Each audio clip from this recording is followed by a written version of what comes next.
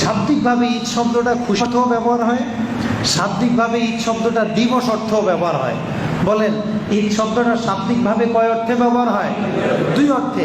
শাব্দিক অর্থে খুশি অর্থে, দিবস অর্থে।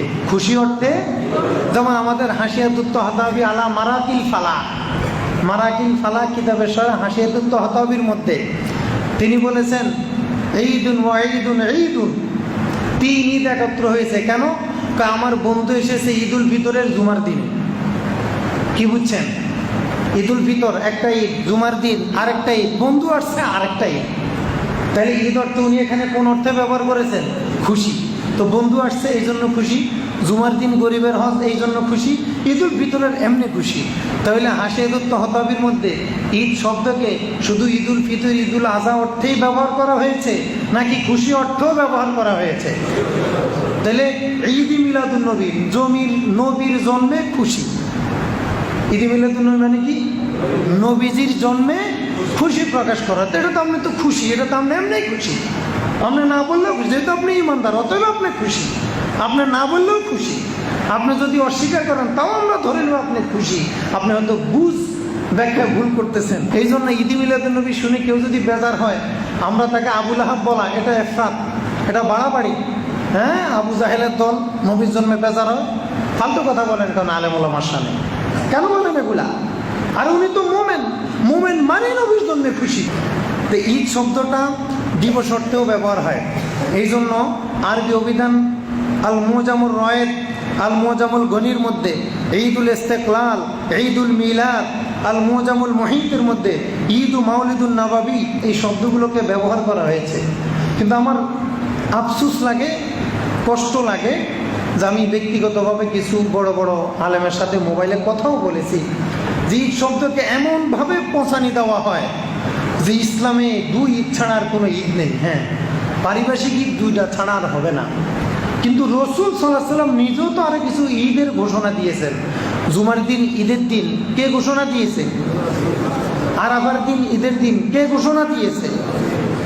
তো এই ঘোষণাগুলো তো আমরা দিই নাই, এগুলো তো নবীজির দেওয়া। তাহলে নবীজি সাল্লাল্লাহু আলাইহি ওয়াসাল্লাম নিজেও ঈদুল ফিতর, ঈদুল আজহা ছাড়াও অন্যান্য আনন্দের দিনে ঈদ শব্দের কি করেছেন? ব্যবহার করেছেন। আরবি ভাষাবিদরাও ঈদ শব্দকে দিবস অর্থে ব্যবহার করেছেন, আনন্দ অর্থে ব্যবহার করেছেন। তাহলে দেখেন মুজামুল ওয়াসিতের মধ্যে উনারা স্পষ্ট লিখে দিয়েছেন, তাছাড়া প্রত্যেক ওই দিনকে ঈদ বলা হয় যে দিনে প্রিয় কিংবা সম্মানিত স্মৃতিতে কোনো অনুষ্ঠান করা হয়। প্রিয় স্মৃতি অথবা সম্মানের কোনো স্মৃতিতে যদি কোনো অনুষ্ঠান হয় ওটাকে মুজামুল ওয়াসিতে বলেছে ঈদ।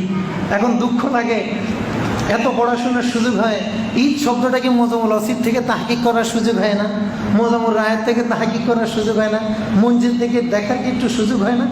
আসলে আমাদের বাংলাদেশের একটা বদভ্যাস হলো, আমরা শুনেই দৌড় দিই, কোথায় দৌড় দিলাম এটার মনে নেই।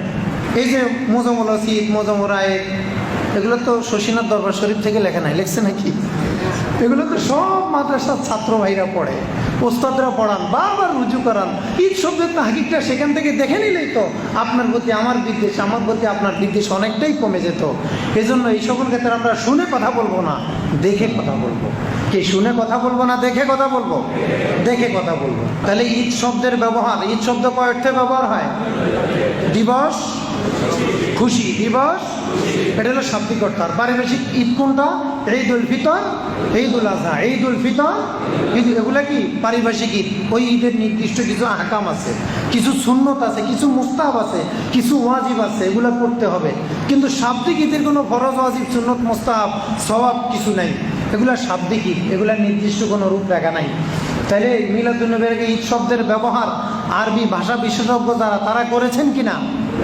তারা দিবস অর্থে ব্যবহার করে। ঈদুল ইস্তেকলাল, স্বাধীনতা দিবস। ঈদুল ইস্তেকলাল অর্থ কি? স্বাধীনতা দিবস।